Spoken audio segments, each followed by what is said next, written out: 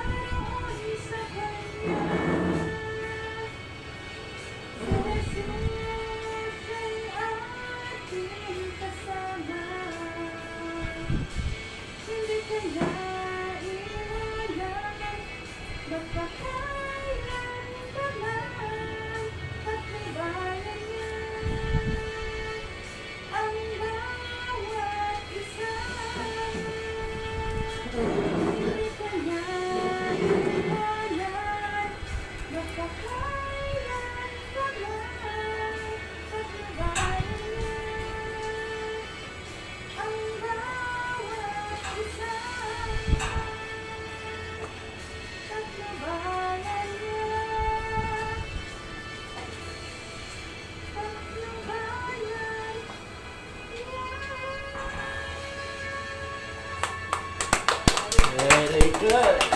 Palabas pa lang yung ng boses ni napakaganda-ganda. Ngayon naman po, Wala ka pa. ihanda po natin ang ating mga sarili sa pakikinig ng salita ng Diyos. Salamat. Kaya Salamat. tinatawagan ko na po si Ate Lil para pasimulan ang pag-aaral ng salita ng Diyos. Magandang hapon po sa ating lahat. Magandang hapon po. Ano ang natatandaan ninyo sa ating aralin noong last time? Sa Matthew 12, Opo, Matthew 12, 22. 22 hanggang 36, 35. Ano yung natatandaan ninyo? Ano yung kasalanan na walang kapatawaran?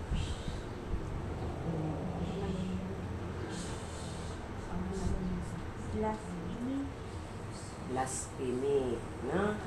Blasphemy. Kapag nagkasala tayo laban sa banal na espiritu, yun yung kasalanan na wala ng kapatawaran. Lahat ng kasalanan napapatawad ng Diyos. Pwera sa blasphemy against the Holy Spirit. Ano yung blasphemy sa Tagalog? Nakalimutan ko. No? Ha? Mamaya pagdating ni Pastor. Kasi English kasi itong ating Bible.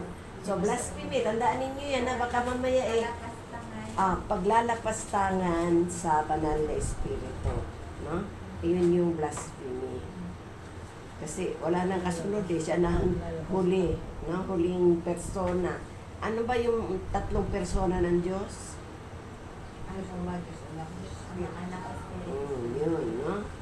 Pagkasala ka sa Ama, may tagapagligtas, Diyos Anak. Pagkasala ka sa Diyos Anak, merong merong sasagot sa inyo. Yung banal na espiritu. Pag ang banal na espiritu ang nilapastangan natin, wala nang kapatawaran. Na? So, tandaan ninyo yan. Meron kasing nagtuturo na lahat daw ng kasalanan ay napapatawad. Hindi po totoo yun. Ang paglalapastangan laban sa banal na espiritu ay walang kapatawaran. Okay, ano ba yung napag-aralan natin? Mula sa ating puso, lumalabas yung mga salita. Kung ang laman ng ating puso ay puro masama, siyempre ang lalabas sa ating bibig, masasama.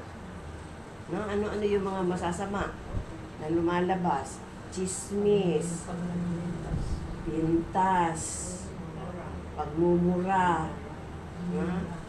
paninira, at marami pang iba. Sabi nga nila, ang pagmasama daw yung pagkain na pumapasok sa bibig, yun daw nakakasira. Hindi po, tiyan lang po ang nasisira noon. No? So anything na sinasabi natin galing yun sa ating puso. Subalit, kung ang laman ng ating puso ay puro mabubuting bagay, dahil tayo ay naka-align sa salita ng Diyos, ang bawat salita na lumalabas sa ating bibig ay mabuti. Ang sabi nga ng banal na kasulatan, sabi dito, but I tell you that men will have to give account on the day of judgment for every careless word you have spoken. Magbibigay sulit tayo pagdating ng panahon. Ang bawat isa sa atin ay magbibigay sulit sa lahat ng salita na sinalita natin na walang kabuluhan. Ano yung mga salitang walang kabuluhan? Lagi-lagi natin sinasabi yan. Diyos ko po. Diba? Walang kabuluhan yan sa atin talaga eh. Parang ano yan, bulaklak ng dila na lang yan. Hindi naman natin minimin kung ano yung sinasabi natin. Ano pa yung mga salitang pabigla-bigla, no? Yung mga English eh. Yung mga, pag nakikita ko sa TV, naalaala ko, ano yun, yung sa mga English na, kasi apo ko Inglesero yun, nasasabi, don't say that. No?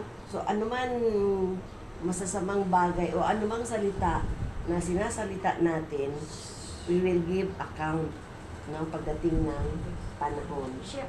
Oo, yun, yung mga ganyan.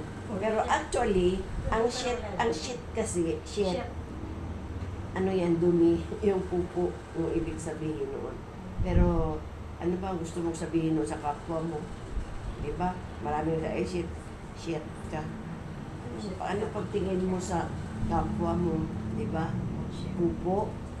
No? So, kailangan mag-ingat tayo, lalo na tayo, na tinatawag na mga, anong tawag sa atin?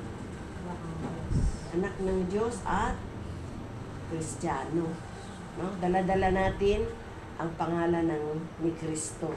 Kaya nga, once na napahiya, nagpakasama-sama tayo, sino ang napupulaan? Sarili ba natin? Hindi ang pangalang Kristo. Lalo na't inangkin natin na tayo ay anak ng Diyos. Okay? So, tandaan natin yan, no? Ang sabi dito, every good tree, lahat ng mabubuting puno, nagbibigay ng mabubuting bunga. Na?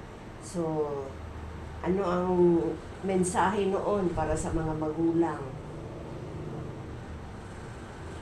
Sige, nandiyan sa dila mo, te. Anong mensahe? Sabi nga, every good tree produces good fruit. Ano ang mensahe niyan para sa mga magulang? Tayo naman ay mga magulang. Ibig sabihin, ang mga magulang pagkagano ng mensahe, nalulugod siya talaga. Tunay na yung mga sinasabi natin, talagang yung mga hindi masasama yung mga mabubuting bagay na Hindi, te. Ganito. Kung halimbawa ikaw inihahalin tulad sa mabuting puno, siyempre ang fruit mo o yung prutas mo o ang bunga mo ay mabuti rin. So ano ang ibig sabihin yan sa buhay natin bilang mga magulang? Pag maganda yung pagpapalaki sa anak, makikita mo rin sa kinikilos ng anak na maalis ang pagpapalaki ng mga Tama, no? Sapagkat we will be accountable. Accountable tayo sa ating mga anak eh. Kasi pinahiram lang yan sa atin, no? Yung mga anak natin, hindi talaga atin yan. Pinahiram lang yan. It is how you rear your children na makikita na, tapos sasabihin pa ng iba, pinalaki ko naman yan sa, although may mga exception to the rule, no? Pinalaki ko naman yan sa mabuting kaparaanan. Pinaaral ko sa mabubuting eskwelahan. Eh kaso mo napasama sa mga barkada, no? So, kaya nga ang magulang hindi natatapos ang kanyang ang kanyang katungkulan sa pagiging ina. Kahit na may mga asawa yan, pinagpipray natin yan sila. No? Obligasyon natin. No? Ang obligasyon natin hindi natatapos kapag nag-asawa sila. No? At saka tandaan natin, ang pag-aasawa, kailangan ingatan din natin ang ating mga anak, lalo't babae ang atin. No? Kasi lalo na ngayon, uso-uso ngayon ang live-in. So, sino kawawa? Babae nating anak. Kaya nga, as much as possible, ang mga anak natin, hinuhubog natin sa kabutihang asal, sa kabutihang kaparaanan. No? Dali natin sa simbahan para doon ay maaralan siya. Kung hindi man siya naniniwala sa magulang, at least ang pastor ang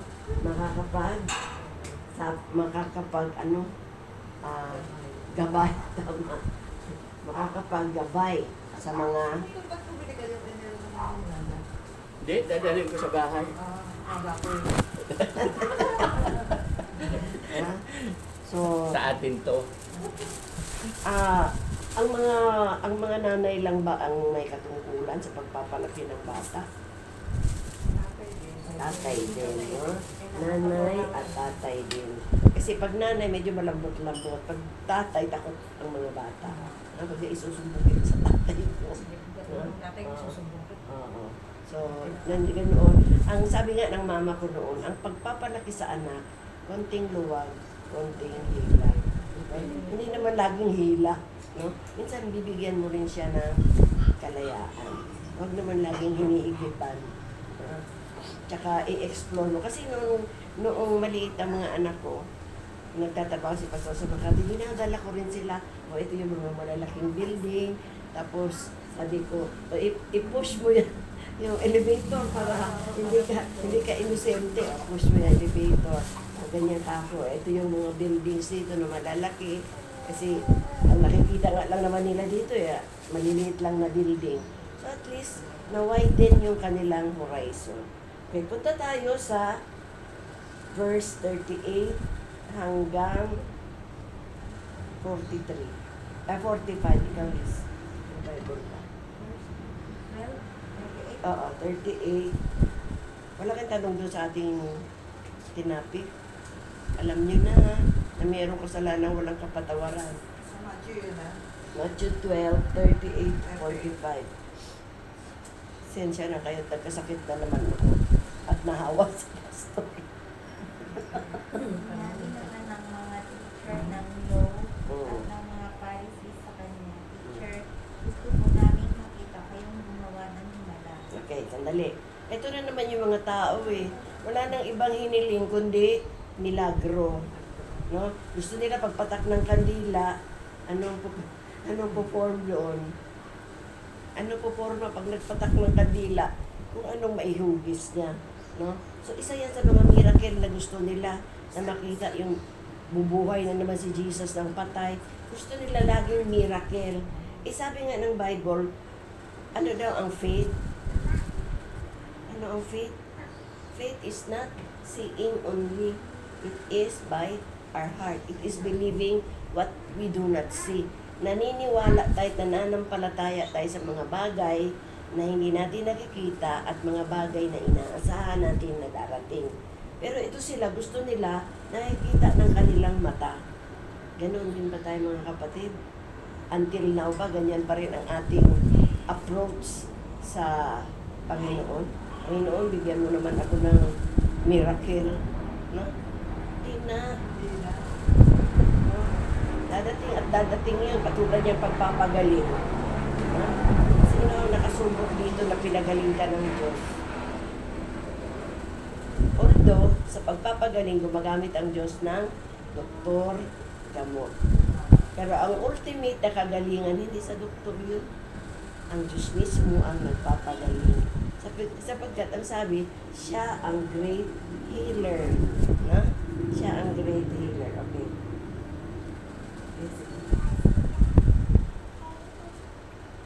Pero sinagot sila ni Jesus, mga masasama at taksil sa Diyos ang mga tao ngayon. Humingi kayo ng himala galing sa Diyos, pero wala kayong makikita. Except ang himala